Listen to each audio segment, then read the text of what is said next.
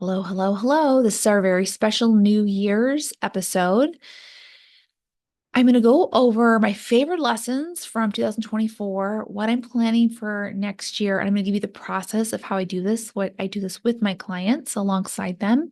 And you can do this along on your own if you'd like, or if you join our program, we can do this with you. And I don't wait for just New Year's. So actually, I'm recording this early November, and I just did this with a client. The idea of checking in, we get to do that anytime we want to. And every day can be New Year's. Every day can be a reset. Every day can be like, what do I want to create in the next 12 months? You get to start fresh every day. I love that. How does that feel? I don't have to wait for New Year's to make resolutions. I can make every day a fresh start.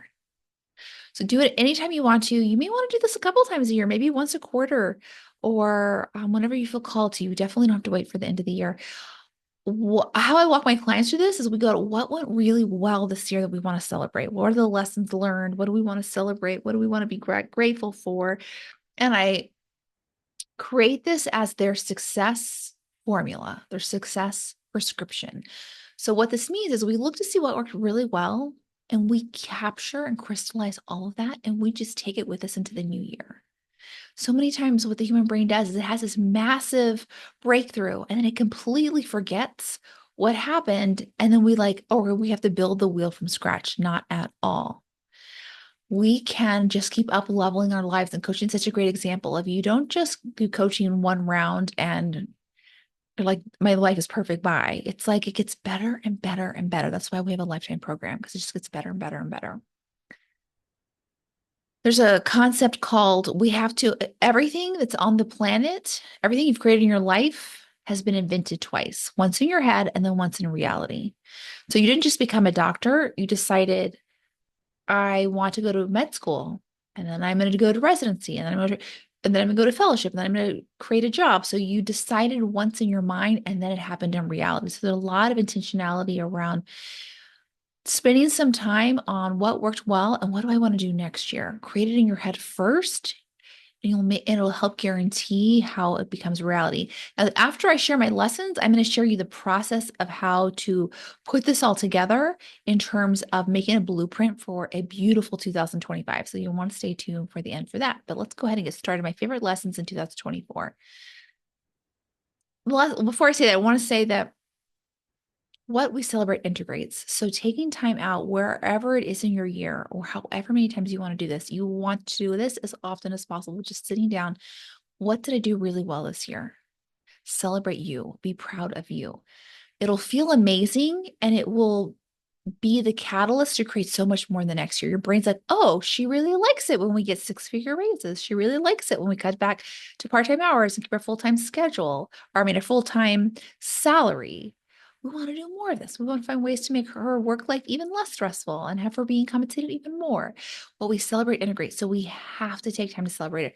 For many physicians, what happens is we do one thing and then we're like, okay, what's next? And what's next? And what's next? And we never give ourselves a chance to see what we love, to celebrate, integrate it. It just feels like we're constantly putting out fires. That's exhausting. It's a secret to burn out fast. And then it confuses our brain. Like we don't know what we should be creating 2025 because it's always like we're on fire. So we want to intentionally have this pause where we reflect back on the year. And I'll share with you my top 10 reflections on what I learned in 2024. The first one is I am so much stronger than I thought I was. It's true for all of us. This year, my daughter went to college, survived a presidential election that didn't go the way that I loved, did not go the way that I loved. And I feel stronger for it. It really, Maddie going to college, like I had this physical pain, like my heart was shredded. I remember being in Target, just sobbing my eyes out uncontrollably. I had been anticipating this since the day she was born, and it was way more brutal than I had ever expected. And we are better for it. I learned how to hold myself through the most intense grief of my life. I realized how strong I was. We are better for it. I became so much kinder and supportive of myself because of learning how to hold myself through that process. Our capacity, and I got to tell you, like the whole idea, if you love the concept, I can do hard things, keep it. I hate that concept, so I'm not promoting that here. But it's just like this idea of not necessarily being stronger because I want to be stronger. It's like this idea of being myself, allowing myself to feel all the emotion in any quantity for as long as it was there. Like that's the kind of strength I'm talking about. Not the strength to brutal power, force, not that kind of strength. It's kind of the strength that's much more powerful than that. It's the strength of being ourselves, trusting ourselves, believing in us, creating options and possibility. Always more than we think we're capable of. So good to remember. Number two, I had intention, I developed an interest this year of trusting my intuition deeply. I think it's always been there. And thankfully for women, I think we are like born with a very strong sense of intuition. But through the med school training, we can get very disconnected from our body, from our intuition, from our instincts, from our right brain. We just get very militant about what do we got to do? Where's the to-do list? Let me do more, faster, faster, faster. The grind of medicine can disconnect us from our intuition. So this year I worked on reestablishing my connection to my intuition. And for me, what it sounds like is, and this is for many of my clients, I find we're most connected to it early in the morning before our conscious is fully awake. So when we're in bed, but we're not thinking yet, that's when it comes to me in a very soft voice. It comes to me in the shower, when I'm walking, when I'm fresh air, when I'm moving in nature, when I'm not purposely thinking, when I'm driving. My conscious mind is kind of on autopilot. That's when my subconscious speaks to me in a very small voice. It's so small that if my brain is screaming at me to do more, faster, better, I won't hear it at all. So I've learned to create space and silence so that I can hear it. What I know about it for myself and the hundreds of women I've worked with, it is always, always, always right. And when you work with me in my program, we will help connect you to your intuition. Some of the women when I first work with, they're like, oh no, I can't trust my intuition. It took me to that husband. It took me to that job. I can't trust it. And what I'll say is if we, and I'll reveal this as we work together, is that no, no, no, that wasn't your intuition that took you to that bad man or that bad job or that bad house. Your intuition was probably being entirely stomped out by your brain screaming at you about something. You weren't able to hear it. We would dissect it and go back. We would find or you had red flags from your intuition saying, do not go to this man, do not go to this job. You just didn't hear it because your brain was screaming at you, but we need this money, but we need this job right now, but we can't wait. It was that kind of, that's never, your intuition will never be panicked and screaming and worried and anxious. That's not what an intuition sounds like. Intuition sounds like this ease, this spaciousness. It's a very soft whisper. It's the path that when you listen to it, takes you to relief. It's always right. Step three, I had to forgive myself for past mistakes, which were happened years ago, but I was really still, I realized I was struggling. And this was part of learning how to trust my intuition was to forgive myself for past mistakes. So I'm learning to say, I forgive myself for believing dot, dot, dot, dot, dot, dot, dot, dot, dot, dot. This was huge for me to connect with my intuition. So a common example, I mean, I could give you a million, but I had the one that comes to me that I really had to work on for years was I hired a coach. It was $25,000. We're supposed to meet with the legal agreement was he would meet with me weekly. And he showed up to one session and was like, you got your $25,000. And he would not work with me anymore. He was such an unethical person. He's since been canceled, rightly so, not just by me, but by, I mean, of course, it wasn't just me. It was like he had done so many people so wrong. And I want to insert here if you're going to hire a coach, you need to be very, very careful who you hire. There are a lot of people who are entirely unethical out there. So, how you hire a coach that you trust is give recommendations, go to people you trust, look at testimonials, listen to your gut instinct. So, when I went back to my gut instinct, I was like, oh, I had so many red flags. First of all, I do not like ever a man telling me what to do. What was I thinking? I mean, I think as soon as I was looking at it, my intuition was like, no, girl, you're not going to like it. And I had lots of other red flags and I didn't listen to them. So when I look back at that time of the $25,000 for the one session and he would not refund me and he wouldn't meet with me,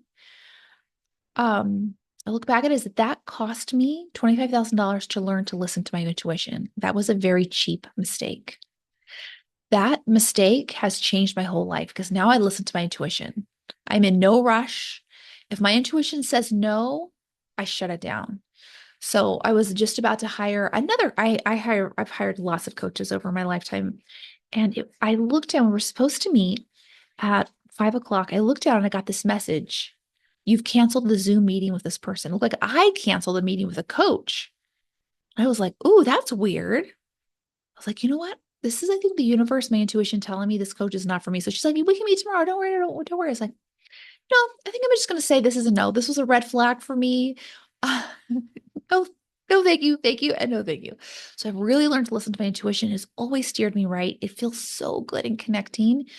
That was a mistake. I forgave myself for not listening to my intuition. I forgave myself for giving him $25,000 to a scoundrel. And I needed to spend $25,000 in that way so I could learn to finally listen to my intuition. So you want to think about, where do you need to offer yourself forgiveness? And now I say this all the time to myself. I forgive myself for whatever the stressor is I'm going through. The common thought I have now is I forgive myself for getting into stress over not having a clean house, as clean as I'd love it to be. That's what it would sound like. Lesson number 4 is I learned to do it my way, which is something I've been trying to do my whole life. I think this year I just made a lot of progress as I started to listen to my intuition. I've been in a lot of, I just would say my whole life, academics, medicine, school, all of it, where there was this standard approach to doing life. And I really tried to do it that way. And it never worked well for me because I was not the kid who colored in crayons. I was a kid who thought way bigger than that, who was just like not even colored on the crayons, who was painting on the wall kind of thing. So, and I made myself wrong for my instincts wanting to go left when the teacher wanted to go right. Made my teacher always right over me. And this year was a real big step into doing it my way, to running my business my way, running my family my way, taking care of myself my way. That looks different from anybody else, as it should be. Step 5 is I became trauma informed. I took a certification that was very life changing. And how I describe trauma informed coaching, very few coaches have it. It's a gentle way of meeting a client where their trauma is, even and for sure the client is me too. And it was life changing. It was so, so good. So if you hire a coach, I highly recommend you find someone who's trauma informed, but not just that. Meet with them, have a session with them, and see, like, do you feel better after the session? If you do, that's your coach. Just because someone's trauma informed doesn't mean they're good. The worst coach I've ever seen said she was trauma informed, and she was just the worst. She was the most trauma informed, trauma invoking coach I've ever seen. So have a session, be connected to your intuition, see what it says. But the fact is, what I've heard is that less than 1% of coaching businesses are open in 3 years. And that's my experience. The physician coaches I started out with 4 years ago, almost all of them have gone back to medicine. So to be 4 years into my business, and my business just keeps getting bigger in a time period where many coaches are saying, it's been harder and harder to grow their business. That's not been my experience. I really think the difference is trauma-informed coaching, is to have this tool set. I think it's really helped me in my growth, listening to my intuition. Definitely helped my kids, my husband, my clients. Absolutely. My retention rate is like around 90+%. Very high referral rate. I really think it's this piece. Once I learned these trauma-informed skills, all parts of my business improve. So trauma-informed skills, whether you're a coach or not, I think you want to be aware of them. They will just change your life. It'll feel like you're not fighting yourself in the world. It'll feel like you're being seen and taken care of in a very gentle way. 6 is I detach from time. I'm still working on this, but I'm learning that as I detach from time, my life gets easier. With the concept of there's no race to be anywhere. My growth is to be happy right here. I'm here at this level for a reason. Why I say this is a lot of us, I sure did, and I sometimes still do have a arrival fallacy. This idea of, oh, things will get better when I get through medical school, residency, fellowship, when I'm promoted, da, da, da. And because we're always like, it's not good enough here, it'll be better there. As soon as we get there, we're like, not enough. It'll be better when I get a journal editor, when I'm full professor, when I did da, da, da, da. You never actually ever arrive. It's this constant rush to do something. And as soon as you get it, it just feels like so superficial. You're like, oh, not enough. So the work really is to be like, how can if my business never gets any bigger than right now, how could I be like, this is my dream business? I love that because I think it's very common in coaching and in medicine to be like, I got to be more, bigger, double this, da, da, da. It's constant race. I love the spaciousness that comes from, even if my business gets no bigger than what it is right now, it is my dream business. This is exactly why I was brought onto the planet. So you think about that for you, even if nothing changes at the job ever, ever, ever, how can this be the right place for me?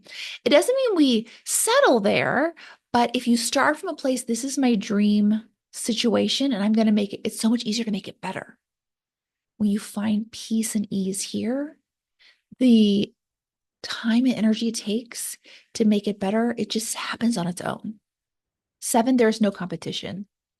I think my mind, and this is still something that comes up for me. It's very natural to be like, well, she's doing this, well, they're doing that. Well, we start at the same time, or we both graduate coach school, and my brain is very much like, oh my gosh. And when I start comparing myself to other people, and I did this in academics too, but she's got this paper, but she's on this board, but she got invited to do this, right? It feels horrible because while we're out there being jealous of other people, we're not in here in our body to take care of us. So while it's very, very normal to do that, the faster we can detach from time, like however long it takes to get to a certain size business, however long it takes to full professor, we can detach from time, we can detach from a race or competition, the more we can be there for ourselves, and then we get there faster.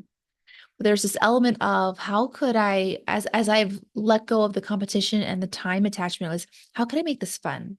How could I work on connection, love, and being myself? So this year, I watched a lot of TV. I worked out probably, I mean, I've always worked out regularly, but I probably worked out less than in previous years because I really was paying attention to my body and making sure I felt good. I traveled about 6 months of the year, which I'm so grateful to. As in medicine, I wouldn't have been able to do this. But at 6 months of the year, I was all over the world with my family. And I also went back to college, taking a class that I think I'm going to be, this is just the tip of the iceberg. I'm taking a class. It's like when we free ourselves from the competition, the attachment of time, and we just focus on what will be fun and connecting and connected to our intuition, it'll steer your life in a radically different way. It'll bring so much more happiness and joy. Lesson 8, I learned how to get to my ideal body weight, lose my last 10 pounds, finish all my clothes. Actually, I had to take in my clothes because I lost weight, or especially around my midsection, without restriction, without counting calories, without denying myself cakes and ice creams and candy. I eat whatever I want now. And I've been able to get to my ideal body weight without Ozempic, without any weight loss medication.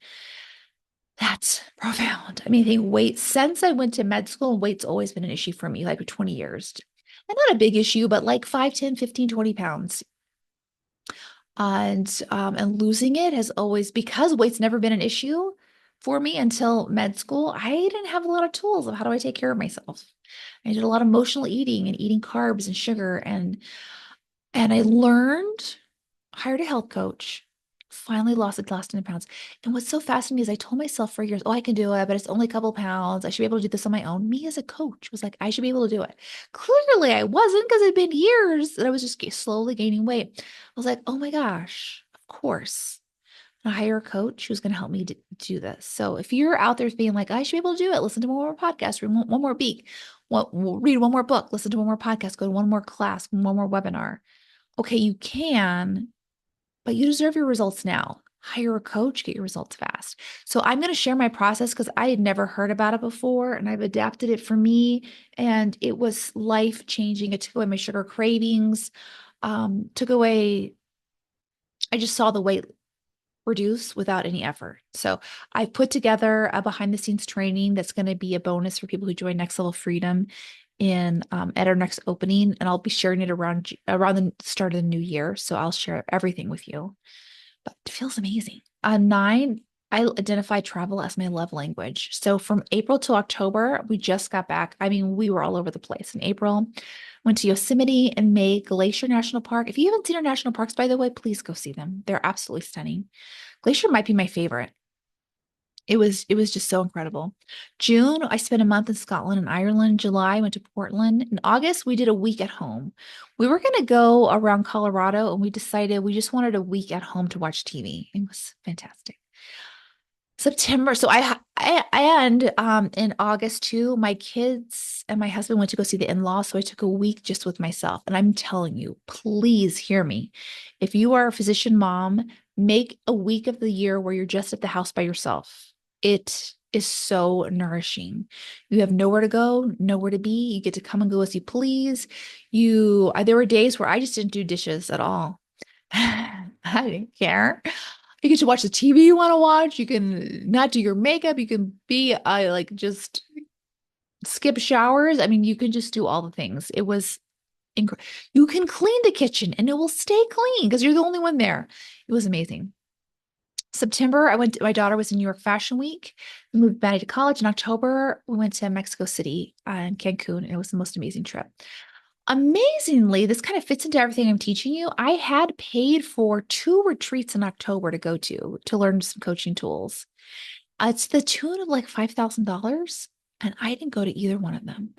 And before coaching, might have been like, "Oh, girl, you paid for it. You better go." It was been very like very disconnected from my intuition. But my intuition, I could tell was like, "We don't want to go."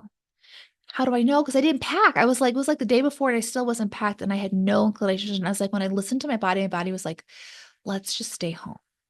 The $4,000, $5,000, whatever, our peace of mind is worth way more than that. We'll make our own retreat this weekend in our house. And it was the best weekend ever. I just snuggled with my kids. We didn't leave the house. I went on walks. I didn't even go to the gym. It was just like this most peaceful, loving week ever. So amazing. 9, as I joined a manifestation course, which you'll start hearing more about that on the podcast. The idea of manifestation, you may have heard of, like, what is that? Magnetism is the idea of using your brain to create. That's essentially what it is. Scientists know, science has shown us, we only use a small fraction of our brain. What we're learning is from neuroscience that there's a large portion of our brain, if we can tap into and we can work with, we can manifest with our brain. I have so many examples of this. I've had so many examples across my life that I felt very called to find a coach in a community where I could learn the skill. For example, in September, I was in New York Fashion Week with my daughter, and I went to college at Barnard College, Women's College. And while we were there, we stopped by the college, and I was sitting there and I was like, oh my gosh, I had the best time in college.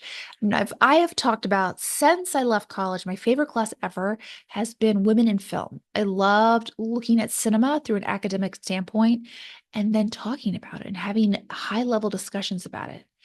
I have been talking about it for 20 years. And I went to my college in September and I came back and was on LinkedIn, which I'm almost never on LinkedIn.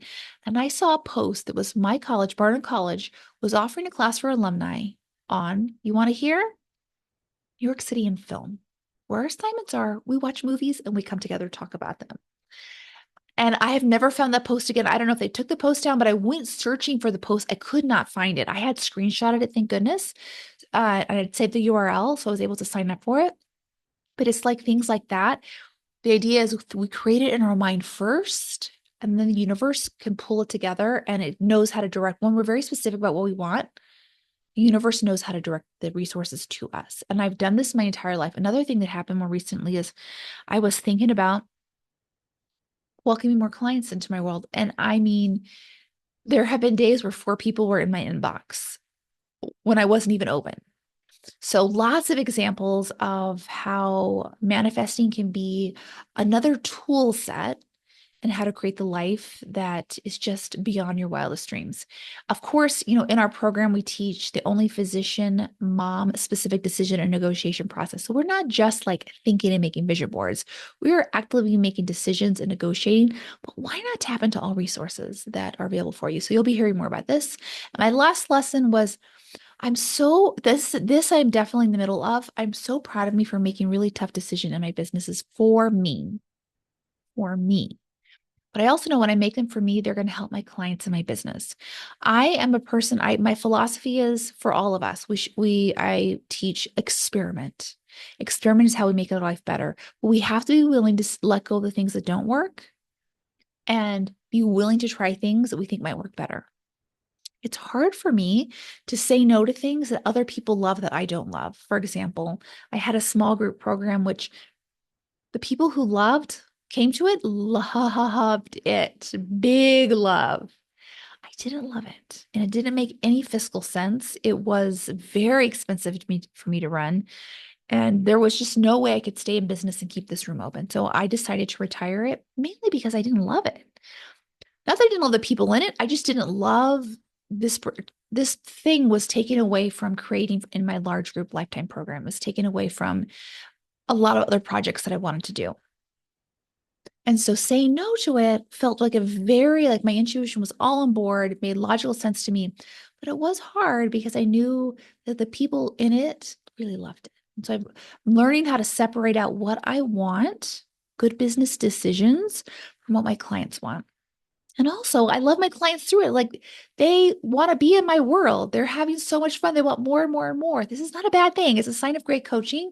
And just to also remind myself and them, we're going to work together for life. We're just going to find better ways to do it. The idea of the opposite of keeping part of our life going that we don't love and working very, very hard to keep it going so other people are happy. This is the recipe to burnout. And it felt very hypocritical of me to be teaching my clients, we need to let go of what's not working for you. We need to be choosing you first. How we get rid of burnout is we stop equating value with hours and time. That we need to believe in the possibility that everything can get better fast. For me to teach that to my clients and then also be like, yeah, let me keep this thing I hate so that people are happy. And even though it takes more of my time, like it is the exact opposite. Is the thing that thinking is what caused me to really hate medicine. So I was like, I'm not going to do this. I'm in my business. I'm not going to recreate the culture of medicine in my business. I'm going to align with my intuition. I'm going to choose what works for me. I'm going to explain it to my clients in a loving way as possible. I'm going to direct them that this is how we can see each other still every week for life in the lifetime program, or you can sign up for private coaching. But very proud to make these tough decisions. 2025. Okay, so that is 2024. All the things that I'm proud of celebrating. Now, 2025, I want to build on all of that. So continue working with my intuition and manifesting travel for sure. We already have paid for a trip to Germany. 4 is continue to sculpt my business toward my strengths and interests. So I have 24 private clients. That's an insane amount. Usually full-time coaches at 18 to 20. So 24 with 2 groups is too much. So I'm looking to cut back to 8 slots a week of private coaching. So starting to retire my private coaching and eventually I won't do any private coaching, but I really love the private coaching. I'm not ready to say goodbye to it yet. I really love it. So I'm going to just take a big cut to it and bring it back to 8 slots a week so that I have more time to rest, to create, to grow my groups, to travel. So I am doing what I teach my clients, which I teach my clients to cut back, to keep cutting back, keep cutting back. We don't stop cutting back. We just keep cutting back because we just get faster and better and have more life to enjoy. So I decided I'm taking 1 day off a week, 1 week off a month, 1 month off a year. That's what I'm going to try for 2025 and put that time towards creating more value in my groups that I really want to see champion my groups. I think I've not spent as much time showcasing the power of group coaching and the life-changing results people are getting in there, the marriages that are being saved. How many people come to me saying their boss is saying that they'll never get a job or they'll never get a raise, thinking that they have to leave medicine, and how we turn all of that around in like in 1 call, we start turning all this around. So if you think your job is not salvageable, our philosophy is you never have to leave your job to fix it for good. And we can make it so much better. So I want to start showcasing that. We've been growing our library since the beginning. I don't think there is another library that's as good as this library. It's really special, but I want to do more pop-up trainings. So we have in preparation on a couple of weeks, we're going to do a pop-up training on how to not let work email derail your life. I have, and then I'm going to do it behind the scenes of my weight loss journey, for example. We have a curriculum we just onboarded that people love. It's just 5 modules of how to cut back to part-time hours, stay your full-time salary. And I have hired somatic healers for myself. Somatic healers means how do you calm your body? So your brain is like, logically, I don't need to go in. I'm done working for the weekend. Your body's like, oh my God, oh my God, oh my God. Your body's kind of freaking out. That's how you match that logical energy in your brain with calmness in your body. So I've done that myself. It's been crazy amazing. And I'm going to bring in more expert somatic healers. We've already had 6, but I have one coming in just a couple of weeks. She's my personal energy clearer, and she's a psychic, and she's connected people.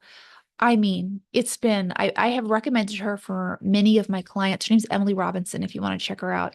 And every one of my clients who've gone to her has been like, that was so good.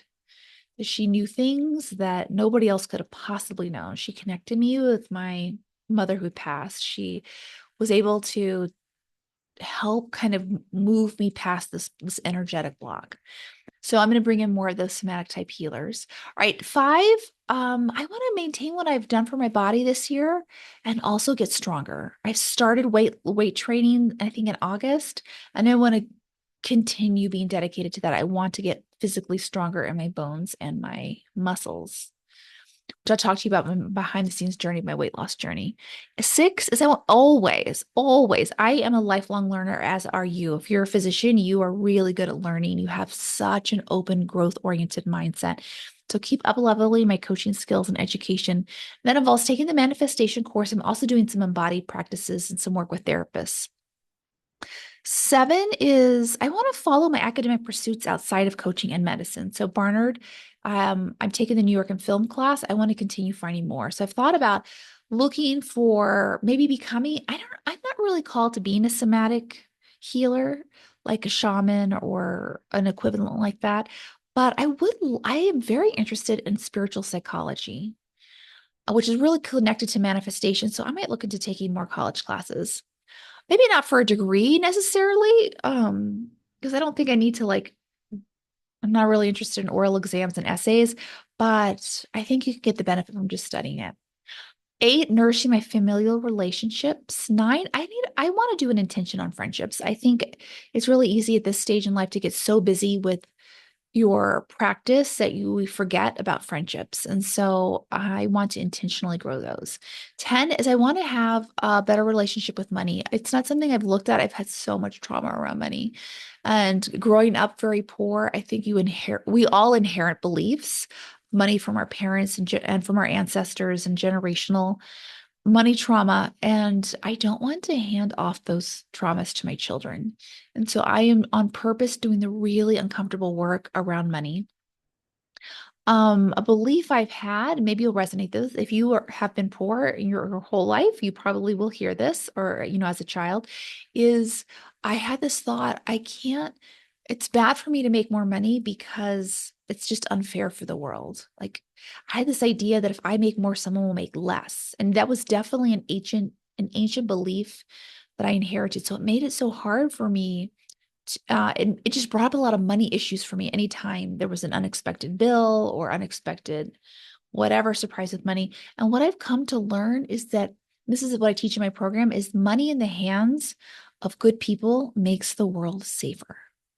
Because what happens when physician moms have more money? They send their kids to college. They create opportunities. They fund charities. They send money to their churches. They support local organizations. They put money into small businesses. They support house cleaners. They support good organizations to go out and do great work. Money in the hands of good people makes the world safer. And that has really helped me release a lot of money beliefs, but I know I have more to do. And the last one is I encourage you to also pick a feeling you want to infuse this year with.